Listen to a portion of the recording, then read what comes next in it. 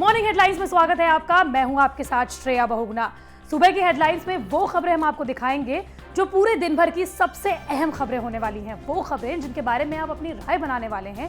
साथ ही वो खबरें जो दिन भर अलग अलग सोशल मीडिया के प्लेटफॉर्म्स पर छाने वाली हैं।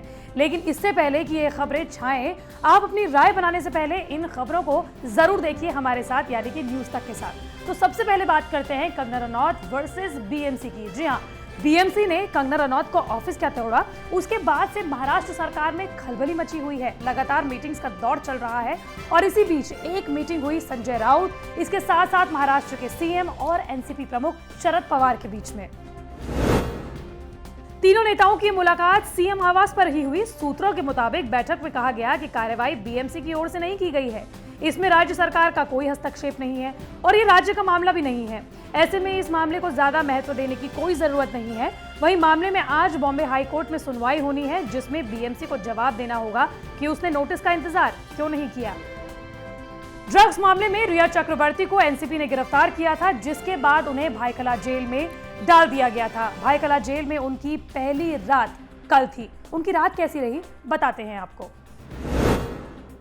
ड्रग्स के मामले में गिरफ्तार हुई रिया चक्रवर्ती को 14 दिन की न्यायिक हिरासत में भेजा गया है। रिया को जिस सेल में रखा गया है वो सामान्य बैरक के पास में ही है। शीना बोरा हत्याकांड तो आपको याद ही होगा। तो शीना बोरा हत्याकांड के मामले में मुख्य आरोपी इंद्राणी मुखर्जी भी इसी जेल में है। रिया का सेल भी इंद्राणी मुखर्जी के पास में ही है। ये सेल एक लॉकअप की तरह है, जैसा कि आप फिल्मों में देखते हैं, यानी कि तीनों और दीवारें, एक तरफ ग्रिल, और ये सेल जेल के सर्कल एक पर है। पूर्वी लद्दाख में जिस तरीके से भारत और चीन के बीच में तनाव बढ़ता ही जा रहा है, इसको देखते हुए 5 लड़ाकू रफाल विमानों को आज औपचारिक रूप से वायुसेना में अंबाला एयरपोर्ट से शामिल किया जाएगा।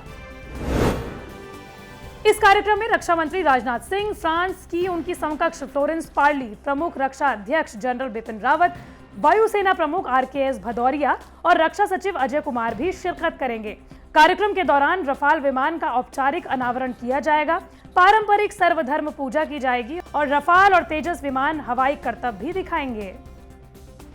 कल हमने आपको दिखाया था कि कंगना रनौत ने जब उनका ऑफिस तोड़ा गया, उसके बाद उन्होंने खुले तौर पर उद्धव ठाकरे को क्या कुछ कहा। उन्होंने ये भी कहा था कि आज मेरा घर टूट रहा है, कल तेरा घमंड टूटेगा। लेकिन इसके बाद भी वो चुप नहीं रही हैं। उन्होंने कुछ और ट्वीट किए हैं, जिसमें उन्होंने बॉलीवुड बिगीज को भी शामिल किया है। कंगना रनौत ने कहा कि उद्धव ठाकरे और करण जौहर गैंग, आओ, तुमने मेरा ऑफिस तोड़ा, अब आओ मेरा घर तोड़ो, मेरा चेहरा और शरीर तोड़ो। उन्होंने ये भी लिखा कि मैं जीऊं या मरूं, तुम्हें एक्सपोज करके रहूंगी। कंगना ने लिखा, मुझ पर वार भी हुआ तो पीठ पीछे, जब मैं फ्लाइट में थी। इसके साथ ही कंगना ने एक और ट्वीट करके कहा कि मैं जल्द से जल्द फिर से अपना ऑफिस बनाऊंगी। अब आप ये बताइए कि आपका कैमरा, आपके फोन का कैमरा या आपके पास किसी भी तरीके का कितना भी महंगा कैमरा हो, वो कितने पिक्सल की फोटो खींचता है? क्योंकि आज हम आपको जितने पिक्सल की फोटो खींचने वाला कैमरा बताने वाला है, उसको देखकर आपके होश उड़ जाने वाले हैं। अमेरिका के स्लैक नेशनल एक्सेलरेटर लेबोरेटरी के शोधकर्ताओं ने दुनिया के सबसे बड़े डिजिटल कैमरे के सेंसर का इस्तेमाल करके पहली बार 3200 मेगापिक्सल की तस्वीरें खींची हैं। रिसर्चर्स लैब ने बताया कि तस्वीरें इतनी बड़ी हैं कि इन्हें दिखाने के लिए 378 4K ultra high definition TV की जरूरत पड़ेगी। बकौल प्रयोगशाला इन सेंसरों के गुण अभूतपूर्व खगोल भौतिकी अनुसंधान को आगे बढ़ाएंगे।